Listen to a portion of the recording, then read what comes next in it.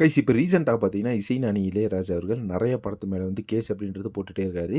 So அதுலேயும் பார்த்தீங்கன்னா இப்போ வந்து ஏகப்பட்ட தமிழ் படங்கள் மேலே கேஸ் போட்டது அப்படின்றது ஒரு உண்மையான விஷயம் அப்படின்னு சொல்லலாம். ஸோ அதனால் பார்த்தீங்கன்னா இப்போ வந்து அடுத்த படங்கள் அப்படின்றது நிறைய தமிழ் படங்கள் வந்து வர இருக்குது. அதுலேயும் பார்த்தீங்கன்னா நம்ம சூப்பர் ஸ்டாரோட படம் ஜெயிலர் 2 இருக்கட்டும், தலைவர் 173 படமாக இருக்கட்டும், இந்த மாதிரி ஏகப்பட்ட படங்கள் வந்து கமிட்மெண்ட்ஸில் இருக்குது. ஸோ தளபதி விஜய் வந்து 2026 எலெக்ஷனில் ஜெயிச்சிட்டார் அப்படின்னா கண்டிப்பாக பார்த்தீங்கன்னா அடுத்த படங்கள் அப்படின்றது வரதுக்கு சான்சஸ் கிடையாது. சப்போஸ் வந்து ஜெயிக்க முடியாத போயிடுச்சு அப்படின்னா அடுத்த படங்கள் அப்படின்றது கண்டிப்பாக ஒரு உண்மையான விஷயம். ஸோ இப்போ வந்து அந்த மாதிரி படங்கள்லாம் திருப்பி வரப்போறதுனால இளையராஜா பார்த்தீங்கன்னா இப்போவே வந்து எல்லாத்துக்குமே ஒரு எச்சரிக்கை வந்து கொடுத்துருக்காரு. அதில் என்ன சொல்லியிருக்காரு அப்படின்னு பார்த்தீங்கன்னா, என்னோட படங்களோட பாடலும் சரி, என்னோட படங்களோட அந்த லிரிக் லைனுமே சரி, எதையுமே எடுத்து யூஸ் பண்ணக்கூடாது. என்னோட மியூசிக் கூட எடுத்து யூஸ் பண்ணக்கூடாது. அப்படி யூஸ் பண்ணா அந்த படத்துக்கு நான் வந்து காப்பிரைட் ஸ்ட்ரைக் அப்படின்றது கொடுப்பேன். கண்டிப்பா வந்து அந்த காப்பிரைட் ஸ்ட்ரைக் அப்படின்றது எந்த லெவலில் இருக்கும் அப்படின்னு பார்த்தீங்கன்னா, நான் வந்து கிட்டத்தட்ட அந்த படத்துக்கு வந்து எந்த அளவுக்கு செலவு பண்ணியிருக்காங்களோ அதுல இருந்து 10 to 20% அதாவது அந்த படத்துக்கு 1 கோடி செலவு பண்ணியிருந்தாங்கன்னா 2 லட்ச ரூபா எனக்கு தரணும்.